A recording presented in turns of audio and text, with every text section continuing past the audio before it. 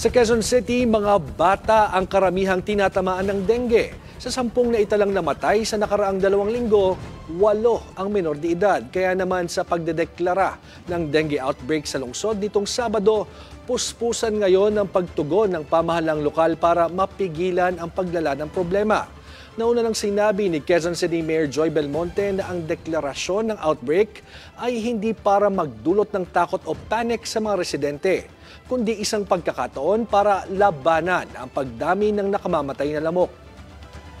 Tiniyak ng pamahalang lokal na ginagawa nito ang lahat para siguruhing naaabot ng serbisyo ng pamahalaan ng mga residente para hindi na lumala ang sitwasyon.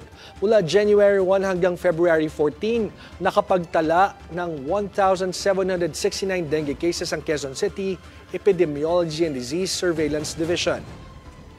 Ayon sa pinakabagong datos ng Department of Health, umabot sa 28,234 ang dengue cases sa bansa noong February 1. Paalala ng DOH, magpatingin agad kung may sintomas na nararamdaman.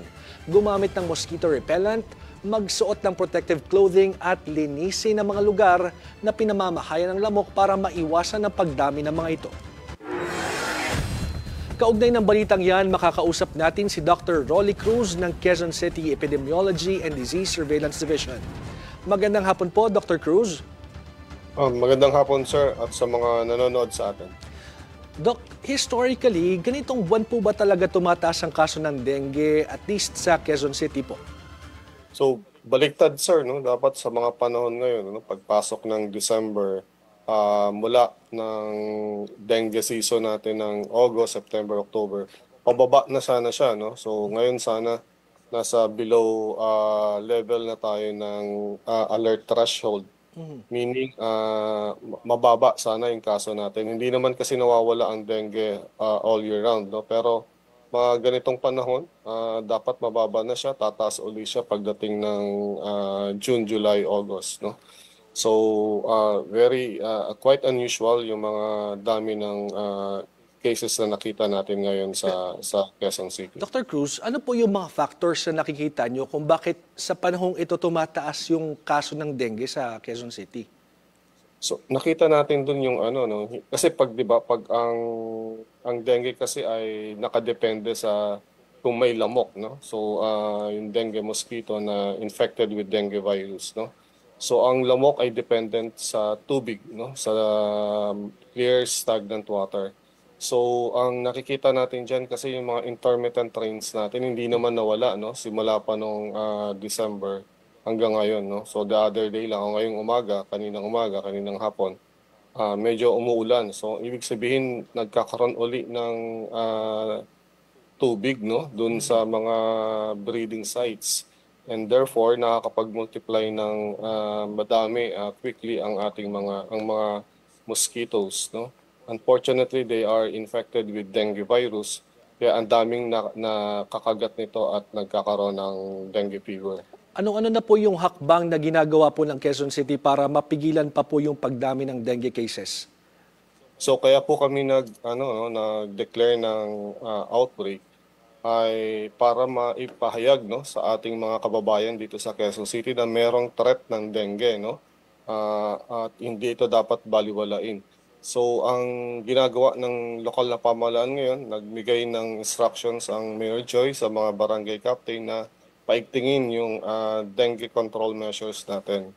So, kasi nasa outbreak level tayo ngayon, so ang unang dapat gawin ay patayin yung adult mosquito, no, na may daladalang virus.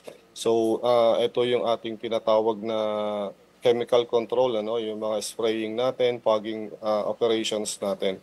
Dun sa mga areas na may clusters of cases, no, para mapatay muna agad yung mga lamok. And then this will be followed out by massive search and destroy, cleanup drive, both sa community at dun sa school.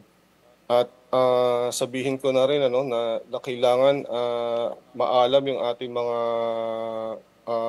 magulang, no, na kailangan yung kanilang mga anak, pag nilalagnat, ay dapat matignan agad ito ng doktor, no? Bukas po yung ating mga health centers, no? Pinutusan ni Mayor Joy na magbukas kami ng Sabado-Linggo, no? Para doon ma-assess ng ating mga health worker ang isang nilalagnat na bata, no? Kung ito ba ay dengue. May libre po tayong test kits, no, sa ating mga health center. Kaya kailangan lang nating magpunta doon, no? Dok, nakakabahala po yung 8 mga batang namatay dahil sa dengue. Kung tama po ang pagkaunawa ko, this past 2 weeks lang ito nangyari. Ano po yung paliwanag ng mga magulang kung bakit hindi ito naaagapan? Karaniwan naman po kasi may mga telltale signs o sintomas na maaring dengue yung sakit ng mga bata. Ano po ang paliwanag ng mga magulang? So, ang isang storya ay akala nila ordinaryong lagnat lang, no? So, binigyan lang ng panggamot, panglagnat, no, paracetamol. And then kinabukasan or the third day, sumasakit na yung tiyan, matamlay na yung bata, masakit na yung ulo. So, these are mga danger signs. So, it will take them mga 3 araw bago magpatingin sa doktor, no? So, yun yung nangyayari. Ang iba naman ay na-misdiagnose, no? So, napapagkamala na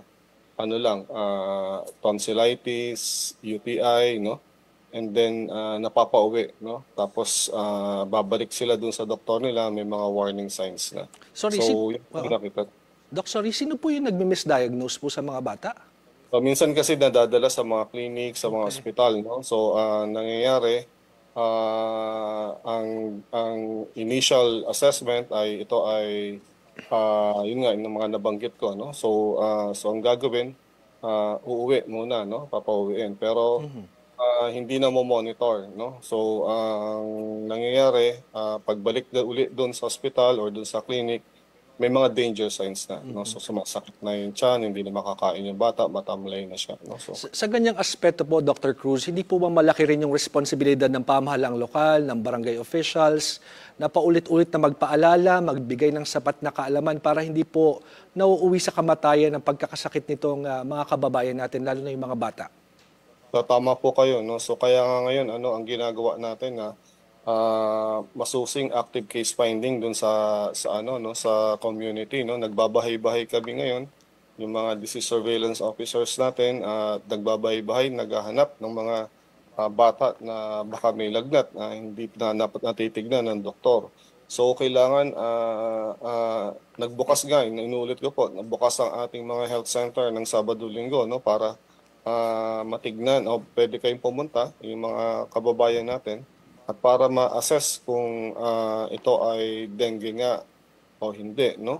So ang problema kasi sa dengue, kailangan lang ma-monitor ng doktor yung kalagayan ng pasyente para hindi mauuwi doon sa pagpunta doon sa tinatawag nating danger signs, no?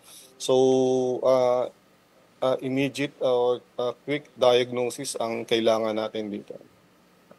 Baka issue din po, Doc, yung kakulangan ng pera po para madala sa ospital yung mga pasyente, kaya hindi po nadadala agad. So yun nga, minsan kaya kami nag-announce ng ganito. Kasi nga minsan akala nila may bayad yung pagpupunta natin sa health center, no? So tapos wino-worry nila kung pagka kailangan ng ospital yung bata, natatakot din sila sa mga gastusin, no? Ang Quezon City government, may 3 po siyang local government na hospital, no? So yan po ay walang bayad po dyan, no? Including yung mga health centers natin. Hindi naman kailangan ospital ng bata, no? Lalo kung wala naman mga senyales na dapat ito ay dali na sa ospital. Ang kailangan lang ay makita siya, ma-monitor namin siya kung ano yung kalagayan niya, and masundan kung ano na yung mga nangyayari dun sa bata para maiwasan yung yung pagkamatay, no? So yung importante doon. Yung mga bata kasi ang hirap yan i-handle, no? Hindi naman nagsasabi kung ano yung talagang nararamdaman nila. Tama po. Maraming salamat po, Dr. Rolly Cruz ng Quezon City Epidemiology and Disease Surveillance Division.